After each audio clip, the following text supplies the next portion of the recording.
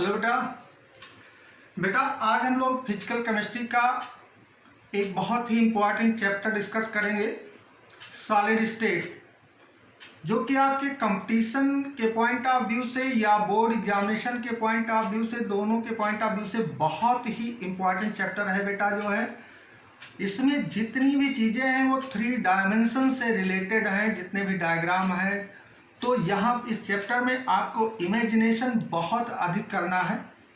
तो हम लोग स्टार्ट करते हैं बेटा सॉलिड स्टेट के बारे में। फर्स्ट यूनिट है चैप्टर का, जो है सॉलिड स्टेट ऑफ मैटर। इसके पहले हम लोगों ने state of matter class 11th में स्टडी किया था, जिसमें मेनली गैसियस स्टेट के बारे में डिस्कस किया था। बहुत थोड़ा सा उसमें जो है लिक्विड स्टेट के बारे में हम लोगों ने स्टडी किया था। ऐसा इसलिए क्योंकि लिक्विड की प्रॉपर्टीज मेनली फिजिक्स में आप स्टडी करते हैं। तो गैसियस स्टेट के बारे में ऑलरेडी क्लास 11th में आप डिस्कस कर चुके हैं। यहाँ हम मैटर के सॉलिड स्टेट के बारे में ही डिस्कस करेंगे टोटल। अब यहाँ मैं आपको बताऊं कि जितने भी मैटर है बेटा, मैटर की 3 फिजिकल स्टेट्स हैं। कोई भी मैटर, इसकी अगर हम फिजिकल स्टेट के बारे में बात करें, फिजिकल स्टेट ऑफ मैटर, तो आप कहते हैं इसकी 3 स्टेट हैं, सॉलिड, लिक्विड एंड गैसेस, या कह लीजिए गैसियस स्टेट। अब वैसे हम मैटर को क्लासिफाई करें बेटा, तो हम 2 टाइप्स में कैटेगराइज कर देंगे। एक रिजिड मैटर है और दूसरा है फ्लूइड। रिजिड मैटर की कैटेगरी में हम सॉलिड को प्लेस करते हैं और फ्लूइड की कैटेगरी में हम लिक्विड और गैसेस को प्लेस करते हैं। फ्लूइड मीन्स क्या होता है? Matter which have tendency to flow, जिसमें फ्लो करने की टेंडेंसी हो, तो उसमें क्या आता है? लिक्विड्स आते हैं और क्या आते हैं? गैसेस आते हैं। सबसे ज्यादा फ्लो करने की टेंडेंसी गैस में आती है। अब क्वेश्चन यहां पे अराइज करता है बेटा कि कोई मैटर किस फिजिकल स्टेट में उसका एग्जिस्टेंस होगा under the given set of temperature and pressure. Given temperature और प्रेशर पे मैटर की फिजिकल स्टेट क्या होगी, इसको कौन से फैक्टर गवर्न करते हैं? तो हम कहेंगे कि फैक्टर्स गवर्निंग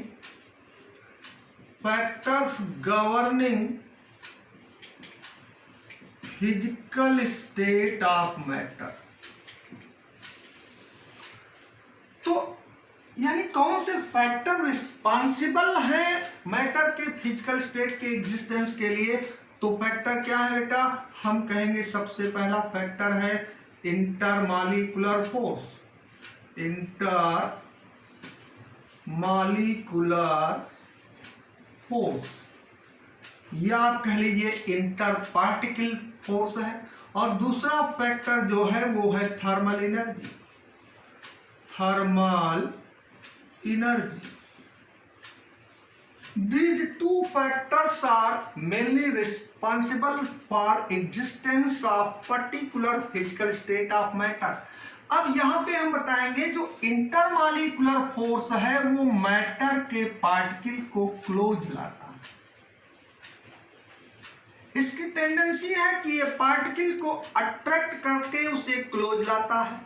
और थर्मल एनर्जी की टेंडेंसी है कि ये पार्टिकल को फार अपार्ट की डायरेक्शन में मूव कराता है। यदि थर्मल एनर्जी मूव करेगी तो उसके पार्टिकल फार अवे मूव करेंगे। इंटरमॉलिक्यूलर फोर्स इंक्रीज करेगा तो पार्टिकल्स क्लोज आएंगे। अब मैटर अगर सॉलिड स्टेट में हो, कोई सॉलिड है या लिक्विड है या हम कहें गैस, ये फिजिकल स्टेट है मैटर की। इंटर कन्वर्सिबल है, कन्वर्ट हो सकते हैं एक दूसरे में, जो है सॉलिड लिक्विड में, लिक्विड गैस में, लिक्विड सॉलिड में, लिक्विड गैस में, गैस लिक्विड में कन्वर्ट हो सकता है। अब सॉलिड स्टेट में क्या है, यहां पे क्या है, ग्रेटर इंटरमॉलिक्यूलर फोर्स है, और क्या है यहां पे, लेसर थर्मल एनर्जी है, थर्मल एनर्जी वेरी लेस है। वही चीज अगर हम गैसियस स्टेट में बात करें तो हम कहेंगे वीक, या कह लीजिए लेस इंटर मॉलिक्यूलर फोर्स है, बट क्या है, greater thermal energy, thermal energy बहुत अधिक है इसमें इंटरमीडिएट रेंज में होगा। तो यहां intermolecular force of attraction greater है, केवल अट्रैक्शन हम कंसीडर कर रहे हैं, रिपल्सिव फोर्स को कंसीडर नहीं कर रहे हैं। यहाँ पे थर्मल एनर्जी वेरी लेस है, इतनी लेस थर्मल एनर्जी होती है सॉलिड स्टेट में मैटर के कि उनके पार्टिकल का जो ट्रांसलेटरी मूवमेंट होता है वो प्रिवेंट हो जाता है, यानी पार्टिकल अपने प्लेस से डिस्प्लेस्ड नहीं हो सकते अपनी पोजीशन से, बट ऑसिलेटरी मूवमेंट को या वाइब्रेशनल मूवमेंट को प्रिवेंट नहीं करता। इतनी थर्मल एनर्जी होती है कि पार्टिकल अपनी फिक्स्ड पोजीशन पे ही ऑसिलेट करते रहते हैं या वाइब्रेट करते रहते हैं, बट ट्रांसलेटरी मूवमेंट नहीं करते, यानी अपनी पोजीशन से डिस्प्लेस नहीं होते। जबकि गैस में क्या है, गैस में थर्मल एनर्जी इतनी ग्रेटर है कि उसके पार्टिकल डिस्प्लेस्ड हो जाते हैं, लिक्विड के पार्टिकल डिस्प्लेस्ड हो जाते हैं, and that is why liquids and gases have fluidity character, means they have tendency to flow. तो ये मैंने आपको बताया बेटा, बहुत ही बेसिक है कि intermolecular force as well as thermal energy, these two factors governs existence of physical state of matter under given set of condition of temperature and pressure। अब इसके बाद हम लोग बात करते हैं बेटा कि व्हाट आर सॉलिड, कैसे सॉलिड क्या है, what is solid.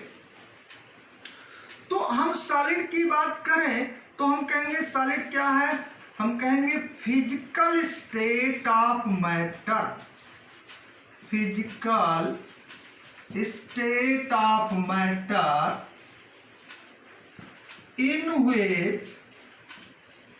in which particles are closely packed and have a strong intermolecular force called solid state। यानी आप कहेंगे किसी मैटर की वो फिजिकल स्टेट जिसमें उसके कॉन्स्टिट्यूएंट पार्टिकल क्लोजली पैक्ड हो और strong intermolecular force of attraction हो पार्टिकल के बीच में, ऐसी फिजिकल स्टेट को हम क्या बोलते हैं, सॉलिड स्टेट ऑफ मैटर बोलते हैं। अब हम इसके बाद सॉलिड स्टेट की कैरेक्टरिस्टिक्स डिस्कस करते हैं, ठीक है बेटा। तो बेटा हम लोग देखते हैं what are characteristics of solid state of matter या characteristics of solid. Characteristics of solid lower class से आप स्टडी करते हैं, इसके बारे में थोड़ा सा रिवाइज करा देता हूं। सॉलिड स्टेट में क्या होता है, हम कहेंगे डेफिनेट होता है क्या क्या, मास, वॉल्यूम एंड शेप। और क्या होता है स्ट्रॉन्ग इंटरमॉलिक्यूलर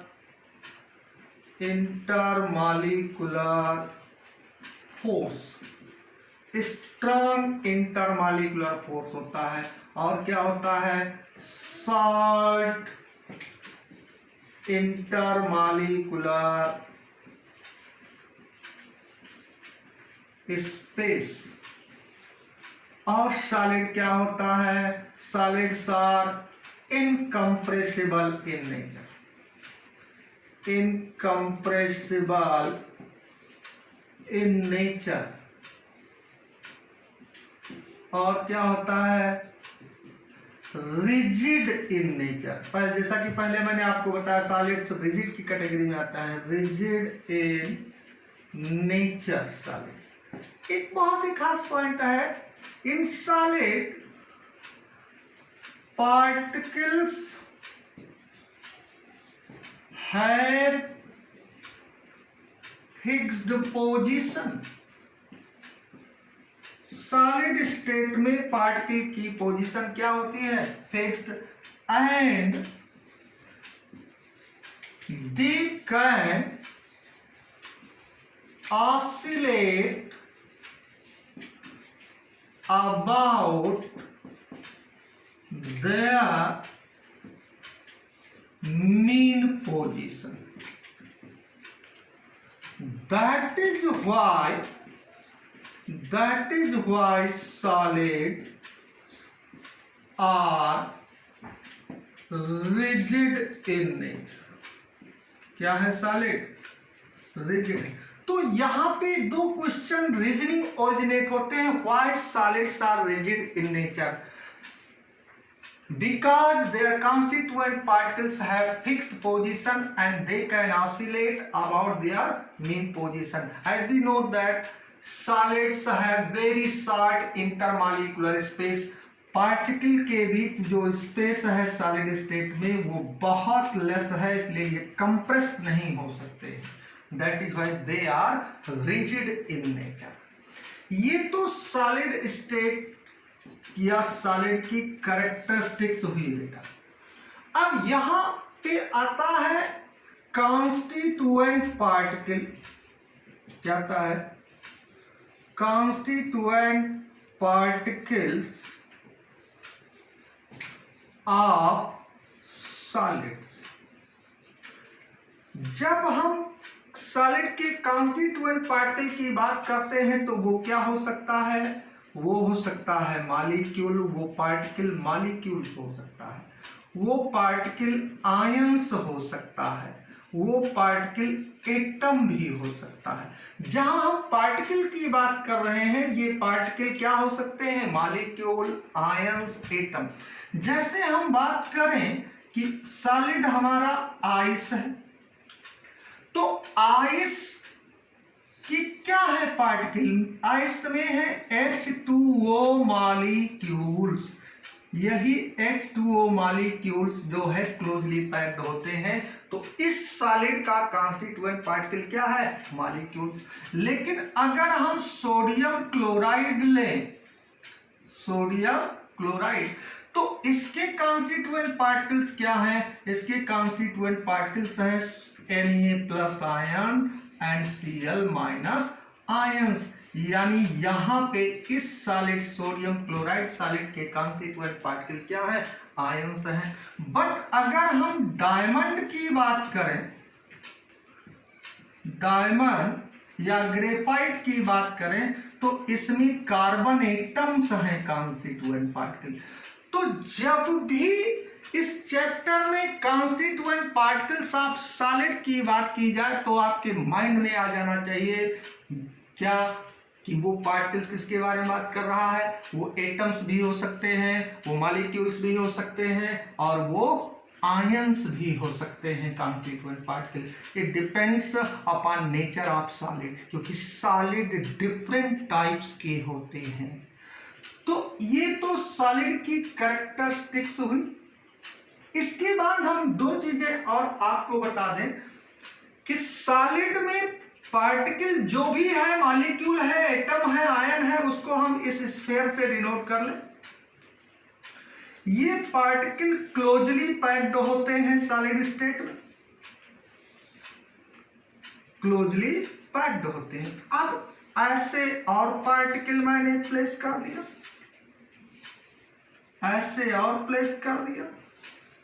एक एग्जांपल बता रहा हूं आपको बेटा, ये सॉलिड की लेटिस है और एक सॉलिड ऐसा है, ये कॉन्स्टिट्यूएंट पार्टिकल, ये ऐसे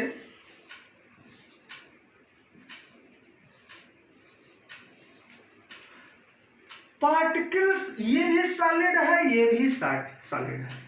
उसकी जो लेटिस है सॉलिड की, उसमें ये कॉन्स्टिट्यूएंट पार्टिकल्स का अरेंजमेंट कैसा है? रेगुलर अरेंजमेंट है यहां पार्टिकल का, और यहां कैसा अरेंजमेंट है? इर्रेगुलर है, रैंडम अरेंजमेंट है पार्टिकल का, कॉन्स्टिट्यूएंट का। और यहां कॉन्स्टिट्यूएंट पार्टिकल का कैसा अरेंजमेंट है? रेगुलर अरेंजमेंट है। This one is regular arrangement and this one irregular arrangement. अब रेगुलर अरेंजमेंट है और एंटायर सॉलिड की लेटिस में वो अरेंजमेंट सेम है 3 डायमेंशन में, तो ऐसे अरेंजमेंट को हम बोलते हैं long range order of arrangement. Long range order, whole lattice में रेगुलर अरेंजमेंट हो तो हम उसे बोलेंगे कैसा अरेंजमेंट है? Long range order arrangement. लेकिन यहां देखिए, यहां पे एक शॉर्ट डिस्टेंस तक ही रेगुलर अरेंजमेंट मिल रहा है, एंटायर लेटिस में रेगुलर अरेंजमेंट नहीं है, तो इसे हम बोलते हैं इरेगुलर अरेंजमेंट, या इसे हम बोलेंगे क्या? इसे हम बोलेंगे short range order of arrangement. Short range order of arrangement. तो दो चीजें यहां पे मैंने बताया कि रेगुलर अरेंजमेंट और इरेगुलर अरेंजमेंट की मीनिंग क्या हुई, लॉन्ग रेंज ऑर्डर अरेंजमेंट और short range order of arrangement की मीनिंग क्या हुई, क्योंकि आगे जो हम लोग स्टडी करने जा रहे हैं वो इस regular, irregular and long range order, short range order के अरेंजमेंट पे ही डिपेंड करेगा। ठीक है।